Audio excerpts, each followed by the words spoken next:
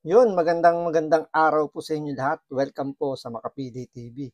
So, putok na putok po sa social media yung balitang ito na kung saan merong pong isang mataas na opisyal po ng PNP ang dumaan sa EDSA busway. So, alam naman natin sa EDSA busway, bawal po dyan yung mga hindi otorisadong sasakyan na dumaan.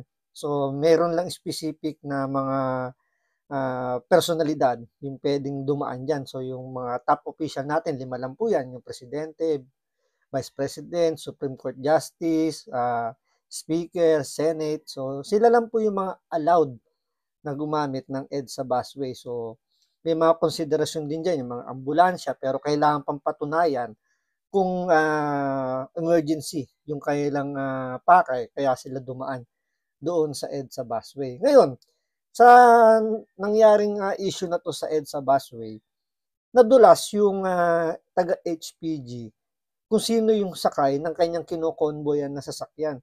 So, private car po kasi yung dala at ang nasa unahan is HPG. Ngayon, nung sinita ng taga-SAIC, yung HPG, tinanong niya kung sino ba yung sakay o sino ba yung sineskutan niya, nadulas. Sinabi, si PNP chief daw yung sakay. Kaya marami po ang nagwawarla, especially yung mga DDS vlogger dahil nga sablay na sablay yung ginawa nito nitong taga-PNP official na to kasi hindi pa dinideclare dito kung sino ba talaga yung sakay ng sasakyan na yun, pero sinasabi dahil hindi naman dinideny na ito si PNP Chief Marbil. Kaya ito binanatan ni Banat Bay itong si Marbil dahil sa nagpapalusot pa instead na humingi ng apology dahil sa ginawa niyang maling pagpasok doon, nangangatwiran at nagpapalusot pa. 'Di ba kasi kung isipin niyo, yung kay Rapi Tulfo humingi ng sorry, 'di ba? Humingi ng sorry, nagpatikit yung yung driver ng anak niya, yung iba pang sila Chavit Singson, 'di ba? Humingi ng sorry. Pero itong si Marbil, instead na humingi ng paumanhin, nagpapalusot pa. Kaya dito hindi na nakapagtimpi si Banat Bay at talagang kailangan niyang banatan itong si Marbil. So ito, panoorin po natin itong naging reaksyon ni Banat Bay. Pero syempre, bago ang lahat, kung hindi ka pa nakasubscribe sa Makapili TV, baka pwede naman pakipindot po muna yung subscribe button. At the same time, palike na rin po ng video. Wala namang pong bayad yan. Kaya pindot na. So ito, panoorin po natin itong mga reaksyon at mga banat ni Banat Bay dito kay PNP Chief Marbil. Puso ito. Sinita ng Special Action and Intelligence Committee for Transportation o SAIC ang isang nagpakilalang convoy umano ng Philippine National Police na dumaan sa EDSA busway. Sino po yan? Sino po? Ay, bawal po dito dumaan, sir. Oh, yung una si PNP lang, oh. Yung si SAIC, nako. Sino yan? Antikas dito, Brad. Palakpakan natin to, palakpakan natin. Bukas na bukas, wala ka na sa pwesto. Ay, hindi naman. Sana naman wag ganon. Kasi ginagawa lang niya yung kanyang trabaho. Baka naman bukas, wala na. Relieve na yung mama na yan. Wag naman ganon. Pero mukhang malaking tsansa na ganon yung mangyayari. Dahil syempre, top official yung kanyang sinaway dito. So, malamang sa malamang, gaganti ito at i-relieve. Baka ipatapon pa to sa malayong pwesto para bigyan ng ng sanction, ng personal sanction na hindi naman papatawan ng parusa dahil pero syempre kumbaga napahiya rito si Marbil kaya kailangan makaganti. Huwag yun naman, no. Ako, saludo ko dyan. Dapat tayo mga mamamayang Pilipino, saluduhan natin itong traffic enforcer na kinabibilangan nitong mga DOTR SAIC, di ba? Sana ho, may mga gumaya pa sa inyo. Hindi kayo nasisindak. Ika nga dito sa mga sigang PNP kuno, di ba? Panoorin natin. Sinabi ko na po yan eh. Sino po yan, si? Sa PNP lang. Oh, sakrami kami. Oh, dadaan lang kami. May emergency. Natatay yung bus namin. Hindi. Walang ganon. Ikaw naman, Banat Bay. Basta may emergency kami. Oh, antikas ning mama na to. Oh. Sino po yan? Alas 6:30 kagabi. Want to create an online store but not sure what to do next? With managed WooCommerce hosting Commercial from muna, Hostinger, you commercial. can skip the Saglit complex lang. setup. 6:30 kagabi nang dumaan ang motorsiklo ng PNP Highway Patrol Group at dalawang SUV sa busway sa may bandang Ortigas. Nakiusap daw ang nagpakilalang pulis na padaanin sila sa busway dahil may emergency raw. Sa PNP chief daw ang convoy ng tanungin ng pulis. Hindi na natin... Naku, sa PNP chief daw. Oh. Marbil, feeling VIP ka na naman. Dapat nga magre-resign ka na eh. Magre-retire ka na dapat. Di pala magre-resign. Magre-retire ka na dapat. Kaya lang eh. Ang bira. In-extend ka pa eh. Oh, di ba? Kakahiya ka naman. Oh. Mantakin mo. Pinipilit mong pasunurin yung mga pulis. Sumunod kayo sa batas. Sumunod kayo sa batas. Pero ikaw naman, di ba? Dami yung kinasuhan eh. Dami yung kinasuhan na kala mo nagmo-moonlighting, yung mga haka-haka ninyo dyan. O, di ba? Dami yung kinasuhan ganyan. Dahil sabi nyo, sumunod kayo sa batas. Hindi ito batas. Dapat sinusunudo ito. Ano yun? Lutang lang sila? Kagaya ng presidente natin, medyo lutang. Kaya kung ano-ano yung mga naiisip. So, posible, baka ginagaya nga si Pangulong Bongbong Marcos. Medyo lutang din ang ating PNP. Kayo po ba, sir, nagpupuyat? Hindi, ako nagtatanong lang ako ha. Kayo po ba yung nagpupuyat? Bago! Hindi, inaalam ko lang kasi baka nagpupuyat si sir at talaga nga namang pag nagpupuyat, ano ba kailangan para magpuyat? Ano? Merong ginagamit pag nagpupuyat. Oh, para sa mga kapuyaters. Ano po 'yon? Ha? Jesus Maria go. Yung po yung tinatawag nating nagsisimula sa letter C. C. Ayan ang ginagamit ng mga mayayaman pag nagpupuyat sila. Nagsisimula sa letter C. Hulaan nyo. Sulat nyo sa baba. Ano yun? Ha? Oh, alam mo, hindi lang mayaman yung gumagamit ng letter C na yun, ha? Kahit ordinaryong Pilipino, gumagamit ng letter C na yun pag kailangang magpuyat. Alam mo ko, ano? Banggitin ko na. Sasabihin ko na ba, yung letter C. Ito po, talagang malupit po ito para sa mga nagpupuyat. Ha? Ano yan?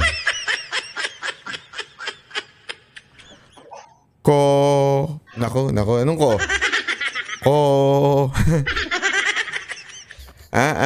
Anong ko? Coffee, kayo naman. Ay, sus, Ginoo, oh. Gago! Ano na naman? Oh, tama naman ako, di ba? Kahit ordinaryong Pilipino, yan ang ginagamit para panlaban sa puyat. So, nagkakape. Kopi, di ba? Magkano lang naman yung 3-in-1? So, wala pang less than 10 pesos, may panlabang ka na sa antok. So, tama naman si Banat Bay doon. Ano naman iniisip ninyong ko? Ayo talaga, kaya ganon, kung ano-ano iniisip niya eh. Yung mga nagpupuyat kasi kailangan ng kape. Pag kailangan ng kape, medyo, nanginginig-ginig pa yan. So, stress, ika nga. Pag stress ka, dumaan ka na sa bus lane tayo, stress eh. Yan ang ibig ko sabihin, dumi ng isip niyo. Ang dumi ng isip ninyo, wala naman, iba naman yung sinasabi niyong letter C, iba yun. Ano yun? Coca-Cola. Coke yun. May kape din yun. May caffeine din yung Coca-Cola. Ginagamit din yung mga nagpupuyat. Ano yan? Kayo talaga labo ninyong kausap po. Talay. Tanang saik ang convoy dahil umalis agad. Pero bumalik daw ang motorsiklo ng HPG para magpatiket. Wow, importance. Very important persons. Bakit kanyo? Padaanin mo muna kami ha. Babalik na lang ako. Pwede ko kayang gawin yun? Hindi, ako kunwari lang, daan ako sa busway, tapos may emergency ako. Ano emergency? Natatay ako. Dadaan muna ako ha. Dadaan muna ako. Pag babalik ako kayo para kunin ko yung ticket. Kasi may emergency ako eh. Pero nakakapagtaka rito, bakit yung HPG na nakamotor lang yung tinikitan? Bakit yung mga driver ng dalawang sasakyan na kinokonvoyan nitong HPG, bakit hindi tinikitan? Yun ang tanong doon, di ba? dumaan din naman yun sa EDSA busway. Dapat yun, pati yung dalawang yun, tinikitan. Bakit yung isa lang? Yun yung nakakapagtaka doon. Dapat lahat yun tinikitan kasi dumaan sa busway eh. Hindi lang naman yung motor yung dumaan eh. Pati yung sasakyan na yun eh. Considering private vehicle pa yung dala kung saan nakasakay daw si PNP chief. Natatay ako kaya kailangan ko muna magmadali ngayon. Unya, babalikan kita. Oh. Ganun daw ang ginawa, umalis tapos binalikan na lang yung isang, hindi ho yung nagmamanayo ng SUV yung bumalik ha. Hindi ho yung ang bumalik ko ay yung isang motor na HPG. Sigurado naman ako hindi isang motor yan. Diba?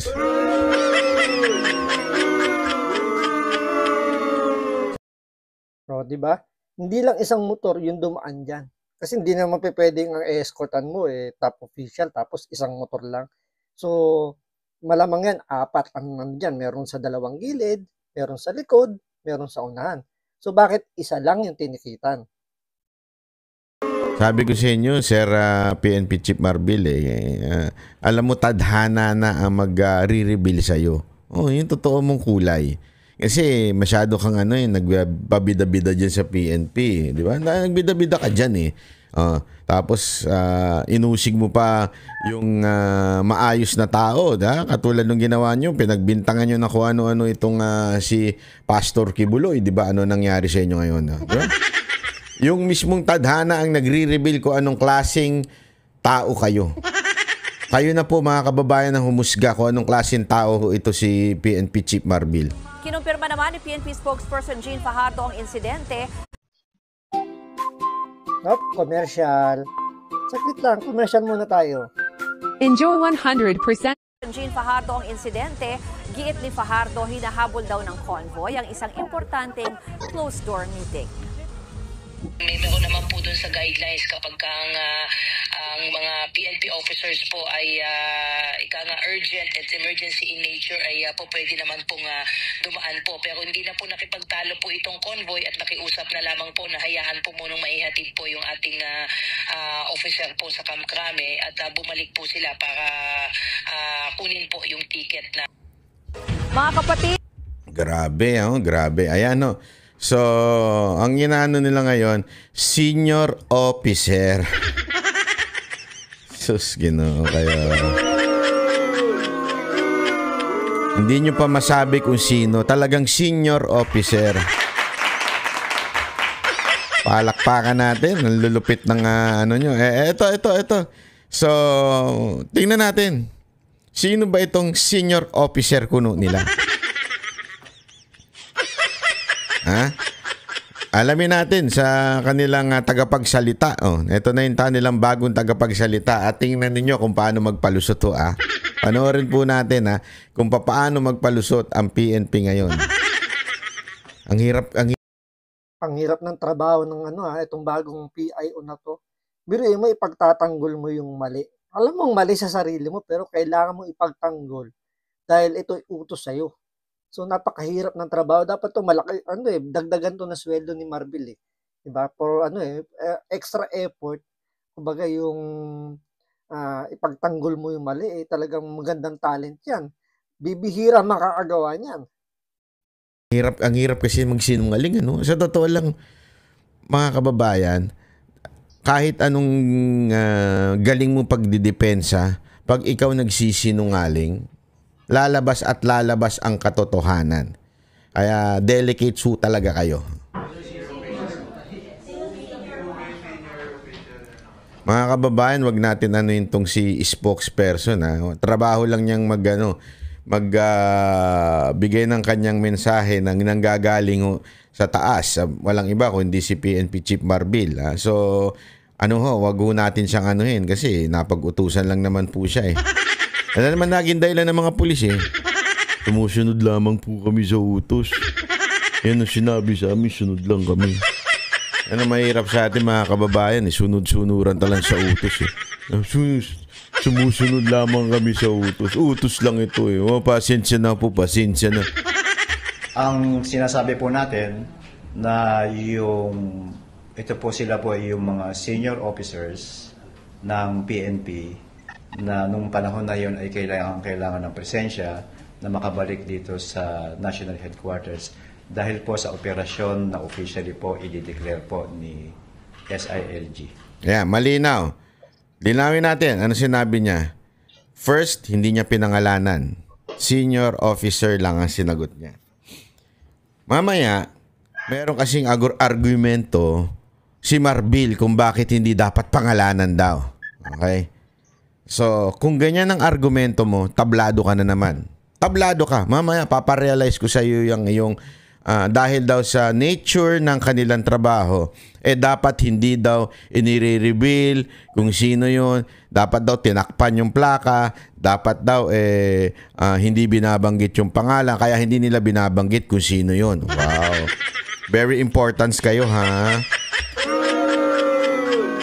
Pangalawa, okay? Pangalawang sinasabi dito, dahil nga sa nature ng emergency, kailangan daw parang pagbigyan, okay? Sir, ito ba yung Ito ulit. Senior officers ng PNP na nung panahon na yon ay kailangan ng presensya na makabalik dito sa national headquarters dahil po sa operasyon na officially po Pangalawa, ang sinabi niya dito po ni SILG. Ang magre-reveal daw ng operation na yon ay si SILG, which is si Remulla, di ba?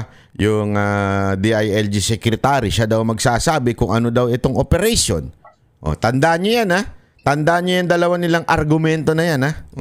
Sir, ito ba yung kaugnayan ba ito sa kinita? Yan po yung inihiling ni GPNP na hayaan po na kung ano man klase pong nature ng operation na si SILG na po ang magde-declare ng kung ano man po yun. Kung ano daw po, kasi ganito yan They're trying to say, kasi importante ho ito, bakit kailangan natin malaman ho ito. Importante ho kasi ito, dahil they're trying to say na merong emergency. But they cannot reveal first the senior officer na pangalan nun, na it needs to, na malaman ng taong bayan. Bakit kailangan malaman ng taong bayan? Mamaya, unya. Pangalawa, hindi daw masabi ngayon kung ano yung operation na yon. Importante po yung details niyan so that we can parang judge whether this is a real emergency. Di ba? Ito po ba emergency? Ano po ba ito? So, ang pagkakaalam natin dyan, pag sinabing emergency, between life and death lang yung pinapayagan doon sa EDSA busway. Kaya nga ambulansya lang tsaka yung bumbero yung ina-allowed na dumaan doon during emergency. Pag may sunog, di ba? Yung ambulansya, kapag may sakay na pasyente, talagang legitimo, talagang tinitingnan nila kung nakaswero, nakaratay talaga, nahanapan ng dokumento, kung hanggat maaari. Diba? Yun ang emergency tinutukoy ng DOTR. Pero dito kasi, napakasimple lang naman ng problemang ginawa ni Marbil. Apology na lang diba? Na pasensya, kailangan namin dumaan kasi nagmamadali dahil may emergency meeting, ganyan. Nagpatikit naman. So, tapos na dapat yung ending diba? Tapos na dapat yung issue na yan. Kaso, ginagaya si Pangulong Bongbong Marcos na imbis na humingi ng pasensya, ng apology, pinagtatanggol pa. Diba? Imbis na humingi ng sorry para matapos na kagad. Tulad na ginawa ng mga ibang dumaan sa EDSA busway ng mga opisyal ng gobyerno, humingi ng sorry. So natapos na yung issue. Dito nagmamatigas pa si Marbil. Ayaw pa banggit kung sino ba talaga yung nakaupo doon o nakasakay doon, pero obvious naman, sabi nga dito, si Marbil talaga yung nakasakay doon dahil hindi nga mapangalanan kung sino. At pangalawa, yung dalang sasakyan is private vehicle.